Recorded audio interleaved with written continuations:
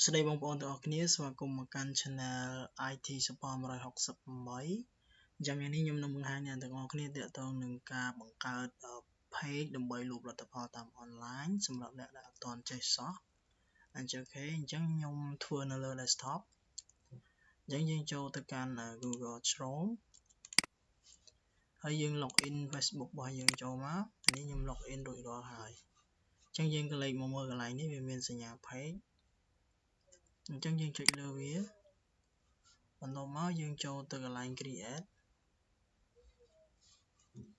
កន្លែងនេះ create new page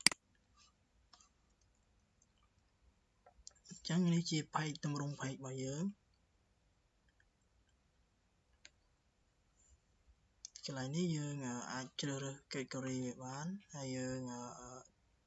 design វាបានណាអញ្ចឹង page information នេះវាដាក់ថា page name សម្រាប់ឲ្យយើងដាក់ឈ្មោះ page របស់យើងអញ្ចឹងខ្ញុំដាក់ថា IT Sophal168 ចុះខ្ញុំមាន YouTube channel ហ្នឹងដែរ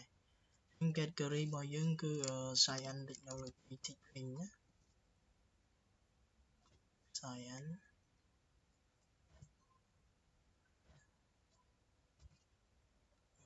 មួយសិនយើងដាក់ឥឡូវចេះទៅយើងដាក់នេះបើអ្នកលក់ដាក់ product និង service មក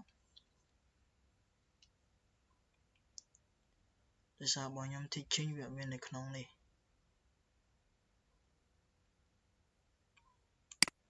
ខ្ញុំវាយវា education art and entertainment real estate lawyers women's clothes sport event technology អញ្ចឹងខ្ញុំដាក់ឡើងនេះ science technology ចឹង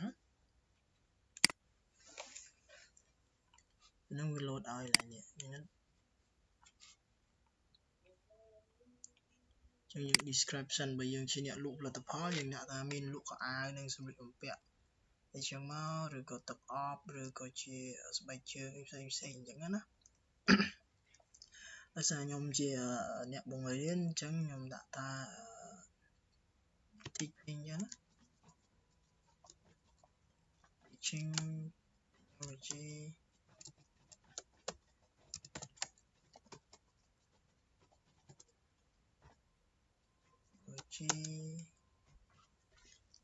technology ខុសទៀត okay technology earn money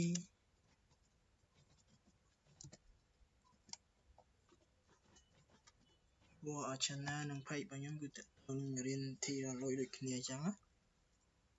អូខេខ្ញុំដាក់ប៉ុណ្្នឹងទៅហើយយើងអាចដាក់លេខទំនាក់ទំនងអីតាមហ្នឹងទៅណាតែអីចឹងមក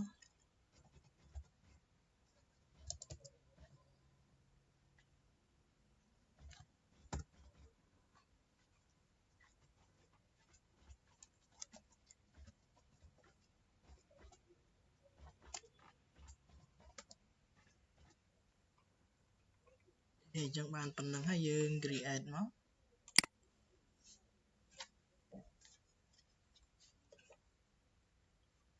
page request អញ្ចឹង the invalid was success IT Sophal អញ្ចឹងគេឲ្យទៅសេអក្សរទូចមួយណាអញ្ចឹងខ្ញុំសេតាមគេ small letter 1អូខេអញ្ចឹងប៉ុណ្ណឹងមើលឲ្យដក clear ទៀតដក clear ទៀតអញ្ចឹងខ្ញុំទៅតាមគេណា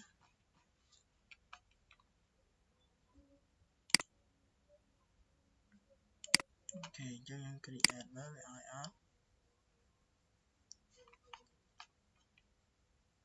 អូខេអញ្ចឹងបានហើយណា post create អញ្ចឹងឈ្មោះខ្ញុំបែបនេះវាអត់ឲ្យសេអក្សរធំហើយអត់ឲ្យយើងដាក់អក្សរលេខជាប់គ្នាទេ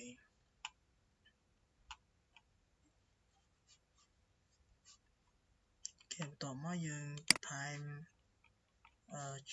user មួយសិនអូខេឡើយនេះយើងដាក់រូបភាពនៅលើ page របស់យើង design ឲ្យទៅហើយយើង upload ចូលមកអញ្ចឹងណាឧទាហរណ៍តោះមកយើងរើសយករូបភាពណាមួយដែលយើងមានយើងដាក់ចូល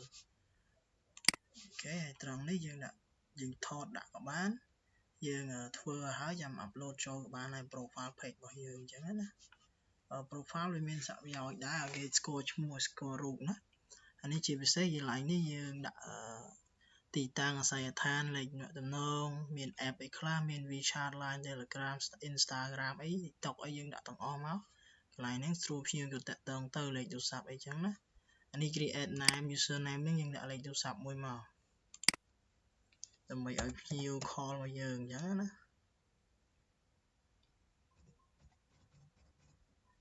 ប៉ុណ្ណឹងសិនចាំមើលវាឲ្យអត់អត់ឲ្យទេអញ្ចឹងខ្ញុំថែមមួយទៀត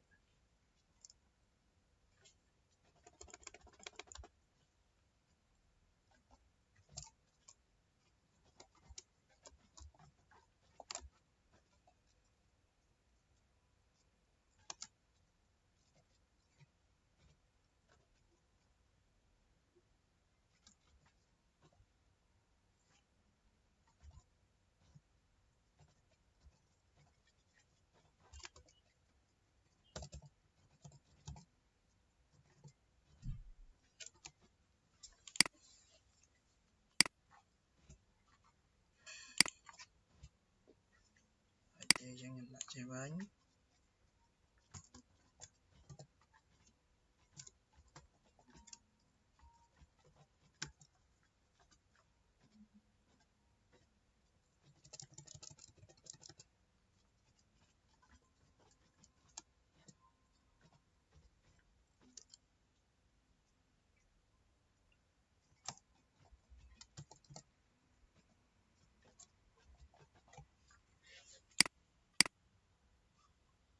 ឈ្មោះប៉ុណ្ណឹងវាឲ្យទេឥឡូវយើងវាយទៅលេខទូរស័ព្ទសិន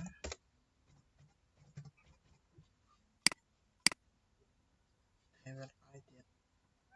បើវាឲ្យវា load ពេក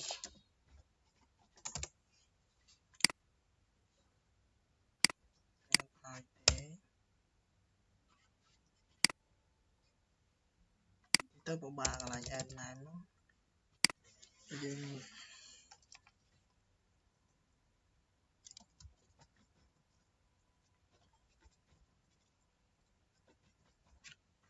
ប្រហែលជាឲ្យអូខេអញ្ចឹងខ្ញុំដាក់លេខទូរស័ព្ទខ្ញុំដាក់ឈ្មោះដាក់ text វាឲ្យណាអូខេកន្លែងហ្នឹងបើវាឲ្យវាគ្រីសចឹងអញ្ចឹងយើងព្យាយាមដាក់អក្សរឲ្យជាប់គ្នាទៅហើយលេខទូរស័ព្ទអីអត់ជាប់គ្នាយើងកុំសូវដកឃ្លាអញ្ចឹងណា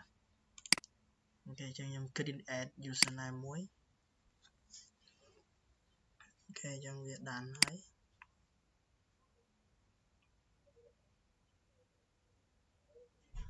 អូខេអញ្ចឹងយើងចង់ផុសអីយើងចុចកន្លែងនេះ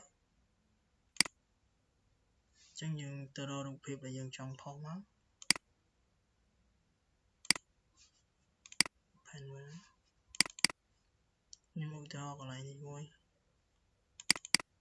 រូបនេះឧទាហរណ៍ណាអូខេអញ្ចឹងយើងចង់សរសេរអីសេមកសេថាយើងលក់អីវ៉ាន់អីនេះទីតាំងយើងនៅណាអ្នកចំណងទិញភ្ជួរតម្លៃផ្សេងអញ្ចឹងដល់មកយើងចុចផុសមកអញ្ចឹងណាយើងចុចកន្លែងនេះយើង boot អញ្ចឹងយើងអត់ boot យើងកុំចុចយើងផុសទៅយើងអូខេមកអញ្ចឹងណា scan ខ្ញុំអត់ផុសទេព្រោះខ្ញុំអត់ទាន់រៀបចំហើយអអូខេកន្លែងនេះ click invite friend អញ្ចឹងយើងចុច see all friend មកហើយយើង invite friend ទាំងអស់មកនេះចុចកន្លែងនេះអូខេអញ្ចឹងវាសរុប friend ឲ្យយើងប្រហែលអ្នកឧទាហរណ៍ថាយើង send invite ទៅអញ្ចឹងឧទាហរណ៍ថាយើងចង់ឲ្យបងស្រីម្នាក់នេះ invite ជួយយើងចុច invite ប៉ុណ្ណឹងមក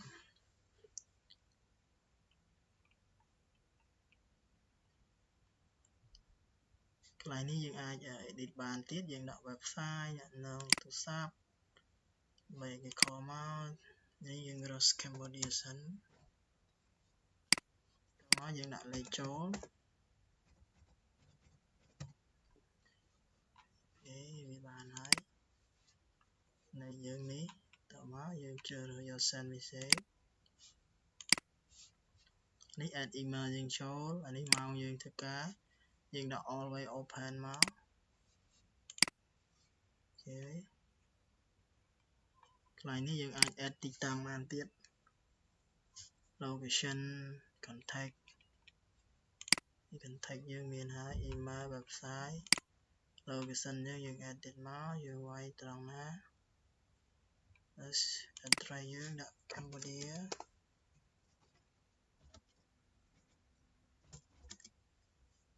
តែដោយសារខ្ញុំ page ខ្ញុំរលុយចឹងខ្ញុំមិនដាក់ Cambodia ទេខ្ញុំដាក់បែនចាស់ណា city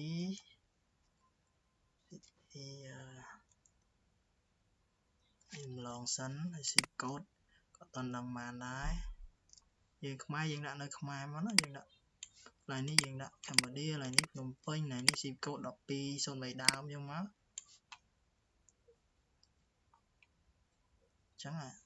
ប៉ុណ្ណឹងហើយយើងចេញមកវា save ឲ្យ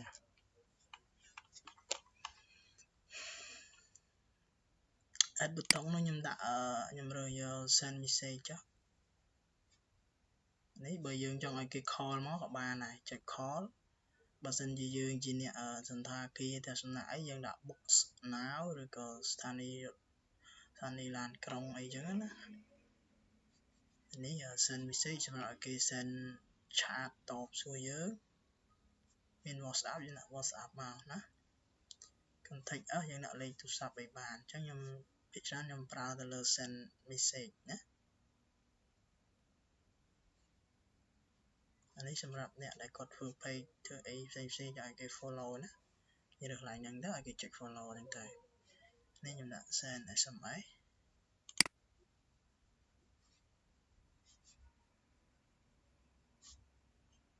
អូខេអញ្ចឹង page សំខាន់គឺត្រង់នេះណានៅលើនេះយើង design ឲ្យមានលេខទូរស័ព្ទសម្រាប់គេ call ហើយដាក់ផលិតផលដាក់មុខដាក់ផ្លាកហាងអីយើងចឹងទៅដើម្បីគេជឿជាក់ហើយដាក់លេខទំនាក់ទំនងដាក់កម្មវិធីដែលគេឆាតមកសួរបានវាជារឿងចាំបាច់អញ្ចឹងណាអូខេបើសិនជាវីដេអូក្រោយៗចង់ដឹងអីច្បាស់បន្ថែមទៀតខ្ញុំអាចធ្វើជូនមួយវីដេអូទៀតអញ្ចឹងណាអូខេសូមអរគុណរាល់ការទស្សនាហើយនឹងកង្វះខាតផ្សេងៗក៏សូមអធិស្ឋានផងដែរបើសិនជាមានការខ្វះខាតអាច comment ខាងក្រោមដើម្បីឲ្យខ្ញុំធ្វើឲ្យវាកាន់តែល្អបន្ថែមទៀតអូខេសូមអរគុណជម្រាបលាហើយកុំភ្លេចជួយ like subscribe channel និង page ខ្ញុំម្នាក់មួយផង